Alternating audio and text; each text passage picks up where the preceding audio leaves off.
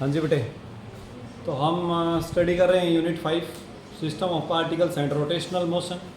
अभी हम rotational motion में चल रहे हैं। मुझे उम्मीद है कि आप बच्चों को ठीक ठाक से समझ आ रहा होगा। अगर आप कोई प्रॉब्लम फील करें तो आप बीच में पूछ सकते हैं, ठीक है। आज का जो हमारा टॉपिक है वो है बेटे principle of movements. Principle of movements, principle of movements किससे रिलेटेड है? देखिए बेटे, मूवमेंट से हमारा यहाँ पर क्या मतलब है? मूवमेंट से हमारा मतलब है movements of force. Movements of force, कई बार है ना आप ऐसा लिखा हुआ देखेंगे, मूवमेंट्स ऑफ फोर्स, या फिर आप ऐसा भी लिखा हुआ देख सकते हैं, movements of linear momentum. Movements of linear momentum. तो मूवमेंट्स ऑफ फोर्स क्या रिप्रेजेंट करता है बेटे? कोई एक फोर्स का एक्सिस ऑफ रोटेशन से अगर डिस्टेंस r हो तो r का क्रॉस प्रोडक्ट विद f, यानी ये रिप्रेजेंट करता है बेटे टॉर्क। किसको रिप्रेजेंट करता है? Torque. Similarly movements of linear momentum represent करता है बेटे r का क्रॉस प्रोडक्ट विद p, यानी लीनियर मोमेंटम के साथ। तो ये रिप्रेजेंट करता है बेटे एंगुलर मोमेंटम। ये किसको रिप्रेजेंट करता है? Angular momentum. जनरली हमने ये जो प्रिंसिपल ऑफ मूवमेंट्स की बात की है, तो हम यहाँ पर रिलेटेड टू टॉर्क बात करने वाले हैं। किससे रिलेटेड बात करने वाले हैं? टॉर्क से रिलेटेड बात करने वाले हैं।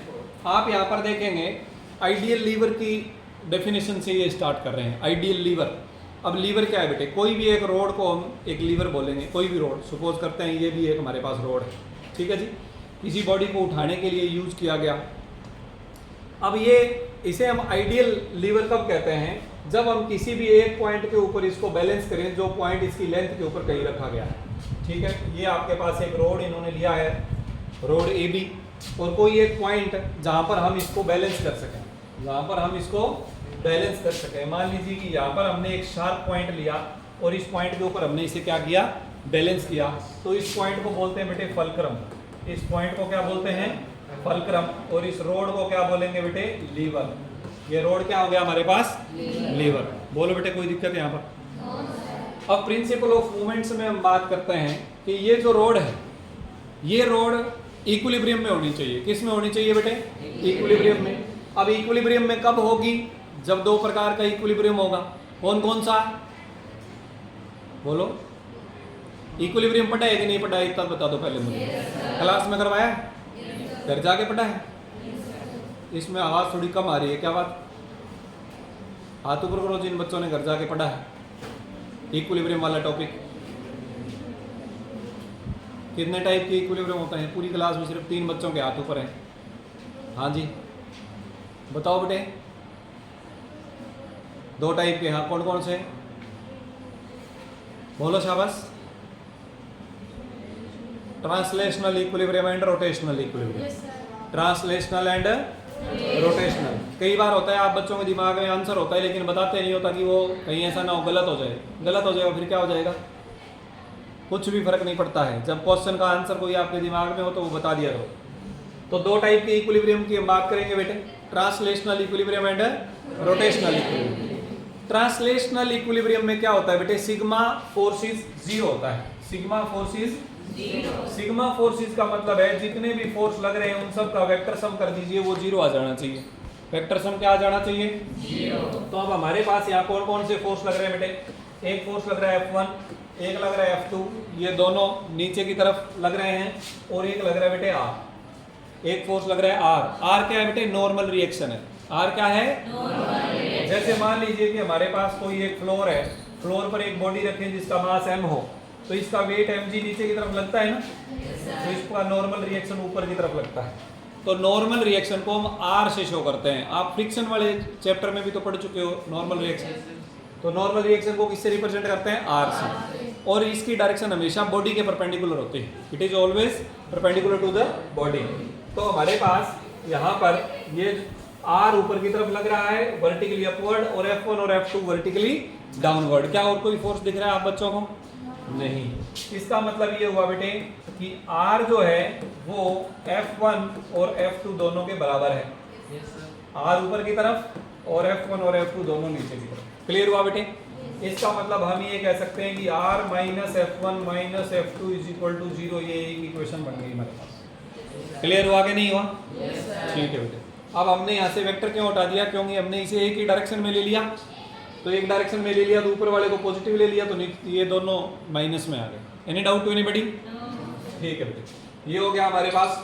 ये कंडीशन किसके लिए हुई, ये कंडीशन किसके लिए हुई बेटे? ट्रांसलेशनल इक्विलिब्रियम के लिए, स्ट्रेट लाइन इक्विलिब्रियम के लिए। इसकी वजह से ना ही तो ये रोड ऊपर की तरफ जा रही है, ना ही ये रोड नीचे की तरफ आ रही है। अगर R ज्यादा हो F1 और F2 से तो रोड ऊपर जानी चाहिए, ये कभी नहीं होगा। और अगर F1 F2 ज्यादा हो R से तो ये रोड नीचे की तरफ आनी चाहिए। क्लियर हुआ? क्योंकि ये रोड ना ऊपर जा रही है ना नीचे, इसका मतलब R और F1 F2 एक दूसरे के बराबर हो गए। क्लियर हो गया? फाइन। अब हम बात करते हैं इसके रोटेशनल इक्विलिब्रियम की। किसकी बात करते हैं बेटे? रोटेशनल इक्विलिब्रियम की। तो देखिए रोटेशनल इक्विलिब्रियम में इसे घुमाने वाले फोर्स कौन कौन से हैं, कौन कौन से फोर्स इसे रोटेट करवाएंगे? देखो बेटे, एक तो F1 रोटेट करवाएगा इसे। F1 इसे किधर रोटेट करवाने की कोशिश कर रहा है? Anti clockwise. किधर रोटेट करवाने की कोशिश कर रहा है? और F2 इसे किधर रोटेट करवाने की कोशिश कर रहा है? क्लॉकवाइज। जो हमारे पास एंटी क्लॉकवाइज रोटेशन होता है उसे हम ज्यादातर प्लस मान लेते हैं। क्यों प्लस मान लेते हैं? देखिए, ये हमारे पास हमने सेंटर मान लिया, सेंटर से D1 डिस्टेंस इस तरफ है, फोर्स नीचे की तरफ है, तो हमारे पास टॉर्क किधर लगा बेटे? बाहर की तरफ। ये पॉजिटिव Z डायरेक्शन हमने मान रखा है। इसलिए अगर एंटी क्लॉकवाइज या काउंटर क्लॉकवाइज अगर बॉडी में रोटेशन आ रहा हो तो हम उस टॉर्क को पॉजिटिव ले लेते हैं। और इसमें देखो, ये सेंटर से ये डिस्टेंस इधर हो गया और फोर्स नीचे की तरफ, तो टॉर्क किधर लग रहा है? अंदर की तरफ। तो अगर क्लॉकवाइज रोटेशन आ रहा हो तो फिर हम उसे माइनस ले लेते हैं। बोलो, यहाँ तक कोई दिक्कत है? टॉर्क का फार्मूला होता है डिस्टेंस इंटू फोर्स। हाँ जी, तो इसका ये आ जाएगा बेटे F1 इंटू D1। इसका टॉर्क कितना आ गया? F1 into D1। क्योंकि ये एंटी क्लॉकवाइज घुमा रहा है इसलिए हमने इसे प्लस ले लिया, और ये क्लॉकवाइज घुमा रहा है F2 इंटू D2, इसे हम क्या ले लेते हैं? माइनस ले लेते हैं। और दोनों को आंसर क्या आना चाहिए? ऐड होने के बाद 0 आना चाहिए। 0 होगा तभी तो ये रोटेशनल इक्विलिब्रियम में है। अरे हाँ या ना? अगर ये 0 नहीं होगा इसका मतलब F1 D1 या F2 D2 में से कोई एक ज्यादा है, जो ज्यादा है उसके तरफ बॉडी रोटेट करने लगेगी, तो रोटेशन हो नहीं रहा है, इसका मतलब रोटेशनल इक्विलिब्रियम में है। ठीक है जी, तो यहाँ से आपके पास आ गया बेटे F1 D1 is equal to F2 D2। तो F1 डिवाइडेड बाई F2 ये जो रेशो है ये आ गया बेटे D2 divided by D1। F1 divided by F2 का जो रेशो है बेटे वो D2 डिवाइडेड बाई D1 के रेशो के बराबर आ गया। क्लियर हुई बात? एक तो इससे मतलब समझ लीजिए, मतलब ये हुआ कि अगर तो F1 और F2 बराबर है, कुछ अलग अलग केस स्टडी कर लेते हैं। अगर F1 और F2 बराबर है तो फिर D1 D2 भी बराबर होगा। इसका मतलब ये वाला पॉइंट सेंटर में आ जाएगा हमारे पास। ये पॉइंट कहाँ आ जाएगा? इतनी बात क्लियर हुई? हम मान लेते हैं कि एक हमारे पास रोड है और रोड के दोनों तरफ हमने हुक लगा के कुछ मास लटका दिया, ऐसा स्टडी कर लेते हैं। एक रोड मान लिया और रोड के दोनों तरफ हुक लगा के कुछ मास को हमने हैंग कर दिया। क्लियर हुआ जी?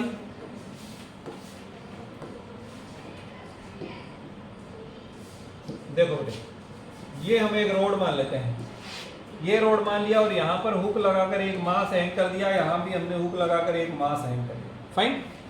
अब अगर तो ये दोनों मास बराबर हैं, दोनों बराबर हैं तो दोनों का वेट भी बराबर होगा ना mg, और दोनों का वेट बराबर हुआ तो हम अभी कह रहे थे कि F1 और F2 क्या हो गए?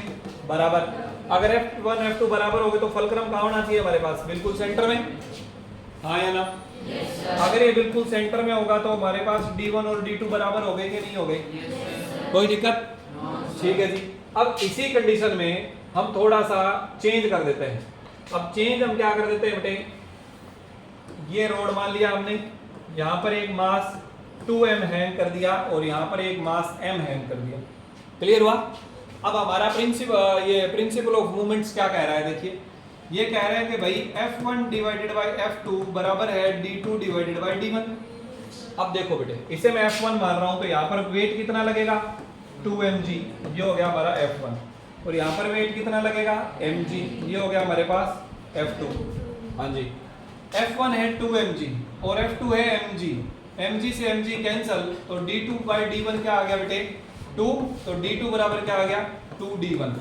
इसका मतलब ये हुआ कि हमारा जो फलक्रम है वो ऐसी लोकेशन पर होना चाहिए कि D1 जो है वो D2 का आधा होना चाहिए, यानी D2 जो है वो 2D1 के बराबर होना चाहिए।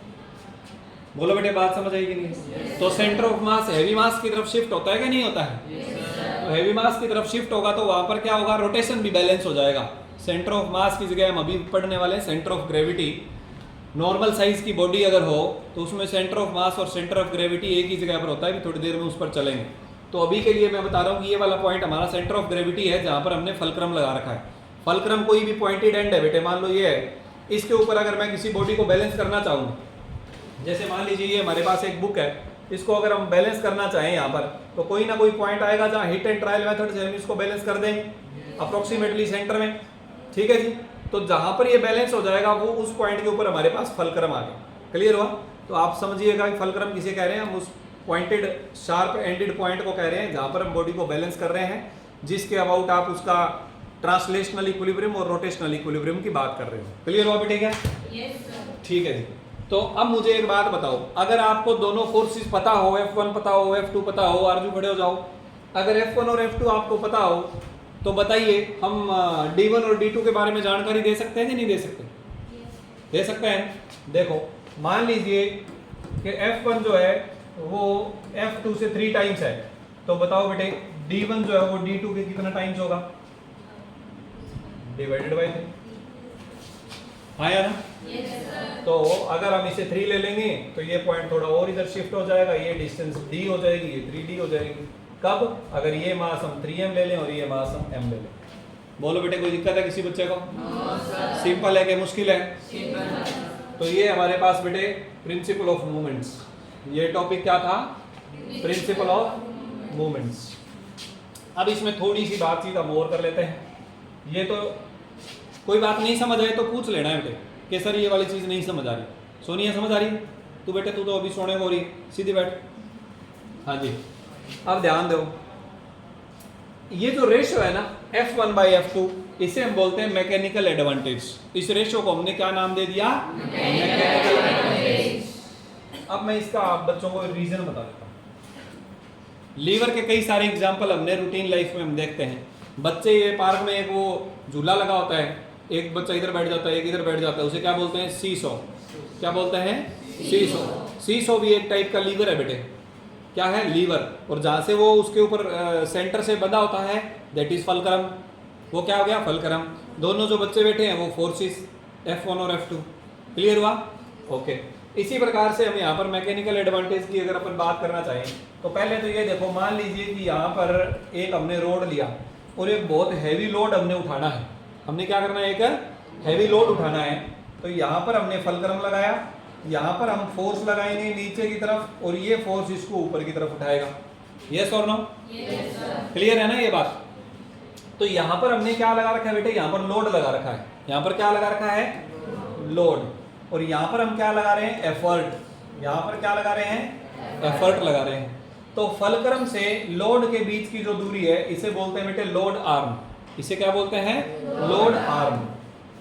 LOAD arm, load arm. Clear? और एफर्ट लगा रहे हैं, एफर्ट से लेकर और फलक्रम की दूरी को क्या बोलते हैं बेटे? Effort arm. क्या बोलते हैं? Effort arm. तो अब आपको ये पता चल जाएगा भी आपको एफर्ट आर्म की लंबाई लोड आर्म के कंपैरिजन में कितनी चाहिए। बोलो बेटे समझ आया कि नहीं आया? अब इसमें अपन एक बात मान लेते हैं, लेट। हमने मानना ही है सिर्फ लेट। जो हमने लोड उठाना है, सपोज करते हैं कि ये रेशो 1 से बड़ा है, ये रेशो 1 से बड़ा है। कितना बड़ा है? हम मान लेते हैं चलो 10 गुना बड़ा है। कितना बड़ा है? हमने इस रेशो को 10 के बराबर मान लिया। अगर 10 के बराबर मान लिया तो हमने कहा कि जो D2 है ना वो 10D1 के बराबर है। D2 किसके बराबर है बेटे? 10D1। तो बताओ F2 कितना होगा बेटे? F1 divided by 10। या हम ये कहें कि F1 बराबर क्या होगा? 10F2। Is it clear? इसका मतलब ये हुआ कि हम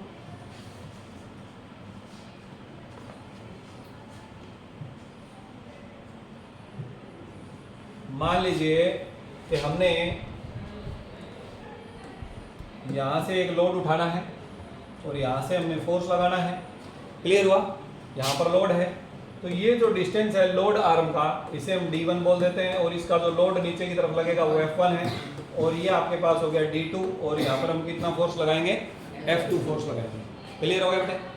तो अगर हम इस लंबाई को बड़ा कर दें, यानी D2 को 10D1 ले लें, D2 को क्या ले लें बेटे 10 D1, तो F1 बराबर 10 F2 आ जाएगा कि नहीं आ जाएगा? इसका मतलब क्या हुआ कि आप जितना यहाँ फोर्स लगाओगे उसका 10 गुना लोड यहाँ पर उठा सकते हो। जैसे मान लीजिए यहाँ मैं 2 न्यूटन का फोर्स लगाऊं तो मैं 20 न्यूटन के बराबर का लोड उठा सकता हूँ। अगर मैं 100 न्यूटन का फोर्स लगाऊं तो उसका 10 गुना यानी 1000 न्यूटन के बराबर का लोड उठा सकता हूँ। इससे ये पता चलता है कि अगर हम लीवर को सही तरीके से हैंडल करें तो हम कम फोर्स लगाकर ज़्यादा वैल्यू की लोड उठा सकते हैं। कम फोर्स लगाकर ज़्यादा वैल्यू के लोड को उठा सकते हैं। बोलो बेटे कोई दिक्कत है? Any doubt to anybody? ठीक है। तो आपने कई बार देखा होगा कि अगर हमें हैवी लोड उठाना हो, क्या करना हो? हैवी लोड उठाना हो। मान लीजिए हमने एक लीवर ले लिया, लीवर मैंने एक रोड ले लिया, हमने एक क्या ले लिया? रोड ले लिया। यहाँ पर अगर हमें एक मास रख दिया जाए और यहाँ से हम सीधा इसे पकड़ के रखना चाहें तो उसे उठाना काफी हमारे लिए क्या हो जाएगा बेटे? टफ हो जाएगा। काफी क्या हो जाएगा? टफ हो जाएगा। जैसे ये रोड मान लीजिए, ये रोड है, इसे यहाँ से उठाना एक किनारे से अगर मैं उठा रहा हूँ तो इट्स टफ। लेकिन अगर मान लीजिए मैं यहाँ पर एक सपोर्ट दे दूँ, इसे क्या दे दूँ? इसे एक सपोर्ट, उंगली से दे देते हैं अपन इसको सपोर्ट। उंगली से सपोर्ट देने पर आप यहाँ पर बहुत हैवी लोड भी लगाएंगे ना, तब भी हम उसे उठा सकते हैं। अब मुझे बताओ, अगर यहाँ पर हमें हैवी लोड लगाना हो, हमें यहाँ क्या लगाना हो? हैवी लोड लगाना हो, तो मैं मेरे फिंगर को मैं फलक्रम बोल रहा हूँ, इस फलक्रम को मैं हैवी लोड की तरफ रखूँ या मेरी तरफ रखूँ? अगर मैं मेरी तरफ रखूंगा तो ये नीचे गिर जाएगा ना बेटे, और अगर इधर रखेंगे तो हम उसे उठा सकते हैं इस प्रकार से फोर्स लगा के। समझ आया? तो फलक्रम से जहाँ लोड लगा हुआ है वो तो लोड आर्म हो गया, और फलक्रम से जहाँ मैं एफर्ट्स लगा रहा हूँ उठाने के लिए वो एफर्ट आर्म हो गया। क्लियर हुआ? तो हैवी लोड अगर उठाना हो तो एफर्ट आर्म की लंबाई ज्यादा होनी चाहिए। हैवी लोड अगर उठाना हो तो एफर्ट आर्म की लंबाई क्या होनी चाहिए बेटे? बोलो कोई दिक्कत है बेटे? पक्की बात है ना? ठीक है जी, आगे बढ़ते हैं। ये हो गया मैकेनिकल एडवांटेज। तो मैकेनिकल एडवांटेज जनरली हम कितना रखते हैं? 1 से ज्यादा रखते हैं। जनरली कितना रखते हैं? 1 से ज्यादा। जब मैकेनिकल एडवांटेज 1 से ज्यादा होता है तो हम कम फोर्स लगाकर ज्यादा लोड उठा सकते हैं। कम फोर्स लगाकर ज्यादा लोड, अगर हमने मैकेनिकल एडवांटेज 1 से कम ले लिया, 1 से कम लेने का मतलब है D2 की जो लंबाई है वो D1 से कम होना, यानी एफर्ट आर्म की लंबाई कम कर देना। अगर एफर्ट आर्म की लंबाई हम कम कर देंगे तो फिर लोड नहीं उठा पाएंगे, फिर हम फोर्स ज़्यादा लगाना पड़ेगा, लोड कम उठाया जाएगा। मान लीजिए मैं 10 न्यूटन फोर्स लगा रहे हैं तो 10 न्यूटन से कम लोड उठा पाएंगे हम, 8 न्यूटन, 7 न्यूटन, 5 न्यूटन, वो डिपेंड करता है कि ये रेशो आपने कितना कम लिया है। क्लियर हुआ? ठीक है। तो मैकेनिकल आर्म के बारे में कोई डाउट है तो पूछ लीजिए बेटे। नेक्स्ट क्वेश्चन आ गया हमारे पास, नेक्स्ट टॉपिक आ गया सेंटर ऑफ ग्रेविटी। क्या आ गया बेटे? Centre of gravity. Centre of gravity समझिए, बड़ा ही आसान है, कुछ टफ काम नहीं है। सुनिए, तुम्हें भी ध्यान से समझना पड़ेगा। देखो कैसे, सेंटर ऑफ मास तो पता ही है समझो हो, है ना? ठीक है जी, अब अपन सेंटर ऑफ ग्रेविटी की बात कर लेते हैं। मान लीजिए कि ये एक रोड है, ये क्या है? एक रोड। मैंने समझने के लिए इसको थोड़ा बड़ा बना दिया, वैसे इसको बहुत पतला मान लेते हैं हम, एक तार के जितना पतला मान लेते हैं। फाइन। अगर एक तार के जितना पतला मान लें और सब जगह पर मास डेंसिटी यूनिफॉर्म मान लें, यानी बराबर मास डिस्ट्रीब्यूटेड है हर जगह पे, ऐसा नहीं है भी कहीं ज्यादा मास है कहीं कम मास है, तो बताइए इसको अगर मुझे एक टिप के ऊपर बैलेंस करना हो तो वो टिप कहाँ लोकेट करूं? इसके सेंटर में लोकेट करना पड़ेगा। तो ये पॉइंट इसका सेंटर ऑफ ग्रेविटी हो गया बेटे। ये पॉइंट क्या हो गया इसका? Centre of gravity. अब मान लीजिए कि मैं यहाँ पर कुछ लोड लटका देता हूँ, कुछ लोड हैंग कर दिया हमने, तो इसका जो सेंटर ऑफ ग्रेविटी है वो किधर शिफ्ट हो जाएगा? वो इधर शिफ्ट हो जाएगा ना, यहाँ कहीं। इसका मतलब क्या हुआ कि सेंटर ऑफ ग्रेविटी क्या है? अच्छा एक बात बताओ, अगर मान लीजिए मैंने इसे यहाँ शिफ्ट कर लिया तो यहाँ पर मैं इसे बैलेंस करना चाहूँ तो रोटेशनल इक्विलिब्रियम आना चाहिए कि नहीं आना चाहिए? बेटे रोटेशनल इक्विलिब्रियम आना चाहिए कि नहीं आना चाहिए? आना चाहिए। रोटेशनल इक्विलिब्रियम आने के लिए एक जरूरी कंडीशन क्या है? सिग्मा टॉर्क 0 होना चाहिए। क्या जरूरी कंडीशन है? Sigma torque 0। इसका मतलब ये हुआ बेटे कि कोई भी मास आपने कहीं लगा रखा है, ये m1 लगा रखा है आपने, तो इसका वेट कितना हो गया? W बराबर m1g। कोई और मास भी हमने मान लिया, उसका वेट कितना हो गया? m2g। कोई और मास भी हमने मान लिया, उसका वेट कितना हो गया? m3g। तो इन सभी की वजह से लगने वाला जो टॉर्क है, m1g का टॉर्क कितना हो गया? m1g into r1। m2g का टॉर्क कितना हो गया? m2g into r2। ये सारे टॉर्क का जब हम वेक्टर सम करें तो ये क्या आ जाना चाहिए बेटे? 0। तो सेंटर ऑफ ग्रेविटी हम उस पॉइंट को बोलते हैं जिस पॉइंट के अबाउट अलग अलग फोर्स की वजह से लगने वाले टॉर्क को निकाल के अगर आप वेक्टर सम कर दें तो वेक्टर सम 0 हो जाना चाहिए। वो क्या हो जाना चाहिए? 0। तो ऐसे पॉइंट को हम सेंटर ऑफ ग्रेविटी बोलते हैं। ऐसे पॉइंट को हम क्या कहते हैं? अगर इसको थोड़ा और आसान करना चाहें, आसान करके समझना चाहें तो हम ये कहेंगे कि एक ऐसा पॉइंट जिसके अबाउट जो टॉर्क्स हैं, जितने भी टॉर्क लग रहे हैं, सबका सम क्या हो जाना चाहिए? 0। इससे थोड़ा और आसान करें तो हम ये कह सकते हैं कि कोई एक बॉडी पर एक ऐसा पॉइंट जिसके अबाउट सभी पार्टिकल जो हैं उनका वेट बैलेंस होता हो, उनका वेट क्या होता हो? बैलेंस होता हो। ऐसे पॉइंट को हम क्या कहेंगे बेटे? सेंटर ऑफ ग्रेविटी कहेंगे। क्या कहेंगे? Centre of gravity. बोलो बेटे, कोई दिक्कत किसी बच्चे को?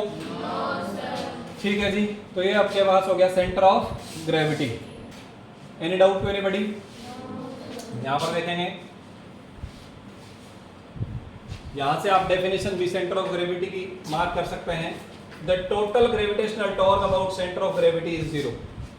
The total gravitational torque about the centre of gravity is 0। तो इसकी डेफिनेशन कैसे देंगे बेटे? हम डिफाइन कर सकते हैं the centre of gravity of a body as that point where the total gravitational torque on the body is 0। ये सेंटर ऑफ ग्रेविटी की डेफिनेशन आ गई। ये क्या आ गई बेटे? सेंटर ऑफ ग्रेविटी की डेफिनेशन। कोई दिक्कत किसी बच्चे को? तो सेंटर ऑफ ग्रेविटी एक ऐसा पॉइंट होता है जिसके अबाउट अगर आप ग्रेविटेशनल टॉर्क निकालना चाहें तो उन सब का सम क्या आ जाता है? 0 आ जाता है। सोनिया बताओ बेटे, क्या होता है सेंटर ऑफ ग्रेविटी? हम ये बोल रहे हैं कि एक ऐसा पॉइंट जिसके अबाउट ग्रेविटेशनल टॉर्क का सम 0 हो। अब ग्रेविटेशनल टॉर्क का क्या मतलब है बेटे? ग्रेविटेशनल टॉर्क का मतलब कोई भी एक बॉडी है, वो बहुत सारे पार्टिकल से मिलकर बनी हुई। अपन इस पेन का मान लेते हैं, इस पेन में बहुत सारे पार्टिकल हैं, एक यहाँ पर कुछ लगा हुआ है, इधर भी कुछ लगा हुआ है, प्लास्टिक बॉडी है, ऐसे करके, है ना। तो इस पार्टिकल का जो वेट है वो इसे ऐसे घुमाने की कोशिश कर रहा है ना, और इधर वाले पार्टिकल का वेट ऐसे घुमाने की कोशिश कर रहा है। तो हर एक अलग अलग पार्टिकल इसको एक ऐसे पॉइंट के अबाउट रोटेट करवाने की कोशिश कर रहा है जहाँ से एक्सिस ऑफ रोटेशन पास हो रहा है। क्लियर हुई बात? क्या उस पॉइंट को हम सेंटर ऑफ ग्रेविटी कहते हैं जहाँ पर इसके सारे वेट जो हैं वो बैलेंस होते हैं। और सारे वेट बैलेंस होते हो कहने का मतलब हर एक वेट की वजह से एक टॉर्क लगेगा, वो टॉर्क का सम क्या हो जाना चाहिए? सभी टॉर्क का सम क्या हो जाना चाहिए? 0 हो जाना चाहिए। और उन सभी टॉर्क को हमने क्या नाम दिया है? Gravitational torque. Why gravitational torque? Because that torque is due to weight of that particle. Gravitational torque इसलिए कह रहे हैं क्योंकि उस टॉर्क का जो कारण है वो फोर्स कौन सा है? वेट है। वो फोर्स कौन सा है? वेट है। हाँ जी बेटे, तो ये हमारे पास आ गया। तो हमने पहले पार्टिकल का टॉर्क अगर निकालेंगे तो क्या आ जाएगा? R1 cross product with M1G। दूसरे का निकालेंगे R2 cross product with M2G। सभी का निकालेंगे, सम कर देंगे। तो इन्होंने लिख दिया सिग्मा RI क्रॉस MIG। हमने पहला, दूसरा, तीसरा सब पार्टिकल का नाम बदल के I नंबर पार्टिकल रख दिया। क्लियर? तो सबका सिग्मा क्या आ जाएगा? 0 आ जाएगा। अब G तो 0 होगा नहीं बेटे, तो इसका मतलब क्या बन गया हमारे पास? सिग्मा MI RI बराबर 0।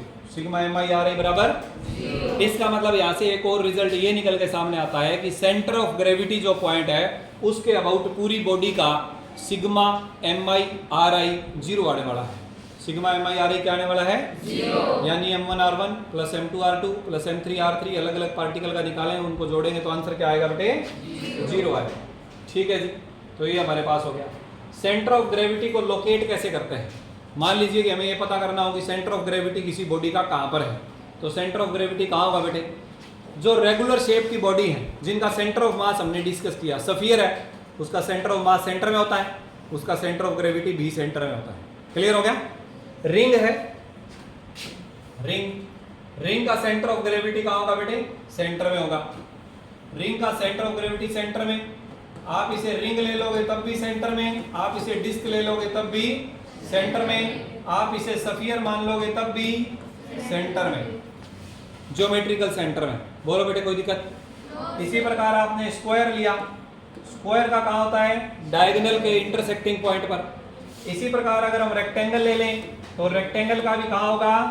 डायगोनल्स के इंटरसेक्टिंग पॉइंट पर। इसी प्रकार आप क्यूब ले लें या क्यूबॉइड ले लें तब भी कहाँ होगा? डायगोनल्स के इंटरसेक्टिंग पॉइंट के ऊपर। इतनी बात तो समझ आ रही है? लेकिन ये सारे तो क्या है बेटे? रेगुलर शेप्ड बॉडीज हैं, इनका सेंटर ऑफ मास और सेंटर ऑफ ग्रेविटी एक ही जगह पर होगा। क्लियर? इरेगुलर शेप की अगर हम बॉडी ले लें, जैसे ये ले रखी है हमने एक बॉडी, इरेगुलर शेप की अगर हम बॉडी ले लें तो उसका सेंटर ऑफ ग्रेविटी कहाँ होगा वो बात समझिए।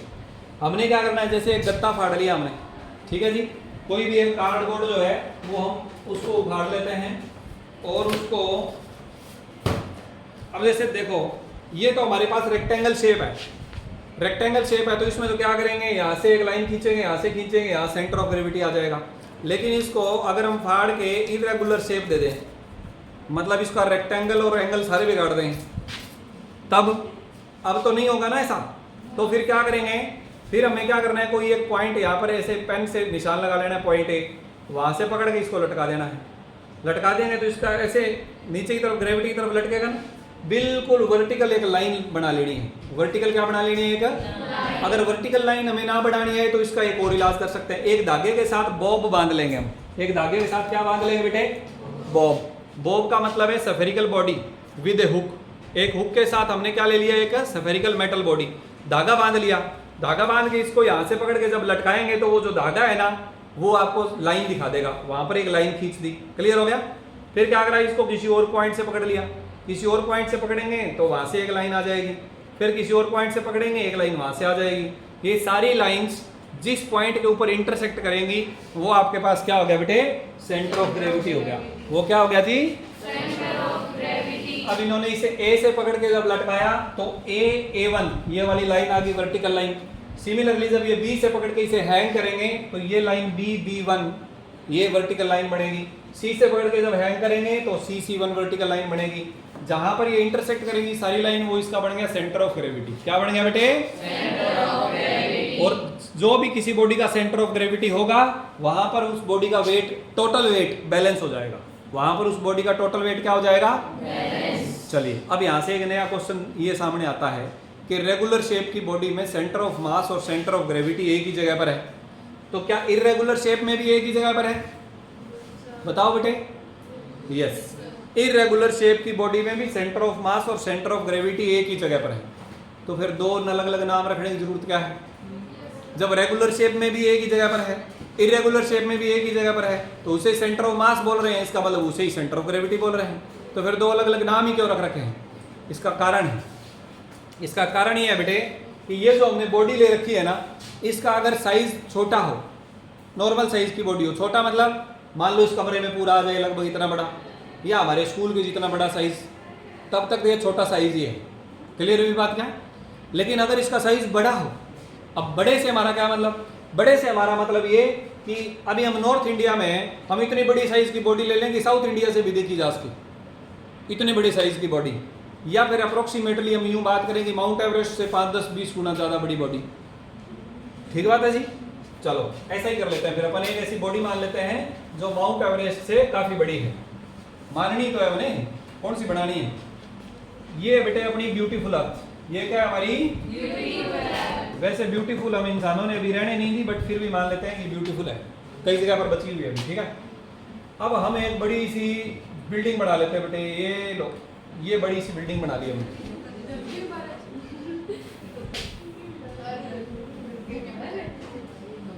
चलो अपन रेगुलर शेप की बॉडी बनाते हैं, ठीक है जी। हमने एक क्यूबॉइड शेप की बिल्डिंग बना दी और बिल्डिंग की ऊंचाई छोटी सी ली है बस।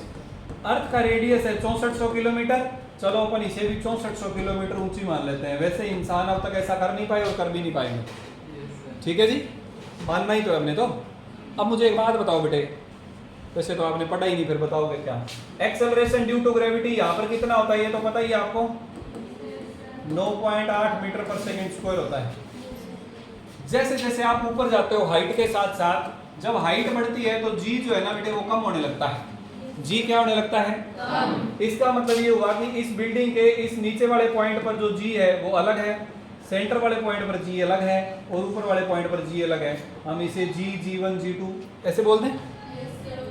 तो अगर इतने बड़े साइज की बॉडी हो कि उसमें एक जगह से दूसरी जगह जाते हुए एक्सेलरेशन ड्यू टू ग्रेविटी बदल जाए, तो फिर सेंटर ऑफ मास और सेंटर ऑफ ग्रेविटी एक जगह पर नहीं होते, फिर वो अलग अलग जगह पर होंगे। क्लियर, ध्यान दो। अगर ये छोटी सी बिल्डिंग होती, अगर ये छोटी बिल्डिंग होती मतलब आधा किलोमीटर ऊंची, वैसे छोटी नहीं है इंसानों के हिसाब से तो बड़ी है, बट जी की वैल्यू से देखा जाए तो ये छोटी बिल्डिंग है। तो इसका मतलब इसका जो सेंटर ऑफ ग्रेविटी है सेंटर में है। सेंटर ऑफ ग्रेविटी कहाँ है इसका? सेंटर में है, क्योंकि इसके यहाँ भी जी की वैल्यू उतनी है, यहाँ भी जी की वैल्यू उतनी है। क्लियर? लेकिन यहाँ पर जी कम है, यहाँ थोड़ा और कम है और यहाँ ज्यादा है। इसका मतलब ये हुआ कि इसका ज्यादातर वेट जो है वो नीचे है। ज्यादा वेट कहाँ है? नीचे। तो इसका सेंटर ऑफ ग्रेविटी इसके सेंटर से थोड़ा नीचे होना चाहिए। तो इसका सेंटर ऑफ ग्रेविटी यहाँ होगा, इसे हम बोल देते हैं सीजी। लेकिन इसका सेंटर ऑफ मास तो सेंटर में ही रहेगा। Centre of mass will not change its position no matter how much is the size of the body. कितने भी बड़ी साइज की बॉडी हो, centre of mass will not change its position. But अगर बिग साइज की body है और acceleration due to gravity की वैल्यू अलग अलग जगह पर अलग अलग है, तो फिर उसका सेंटर ऑफ ग्रेविटी और सेंटर ऑफ मास अलग अलग जगह पर होगा। बोलो बेटे हाँ या ना? प्रैक्टिकली इतने बड़े साइज की बॉडी अर्थ पर है नहीं, ना ही हमने बनाई है, ना ही हम बनाएंगे। तो फिर सेंटर ऑफ मास और सेंटर ऑफ ग्रेविटी जितनी ज़्यादातर बॉडीज हम यहाँ देखते हैं उन सब का एक ही जगह पर होता है। क्लियर हुआ? आई होप आप बच्चों को ये बात समझ आई होगी कि इनको अलग अलग पढ़ने की जरूरत क्यों है। क्योंकि centre of gravity depends upon the value of g, depends upon the value of g. ठीक है।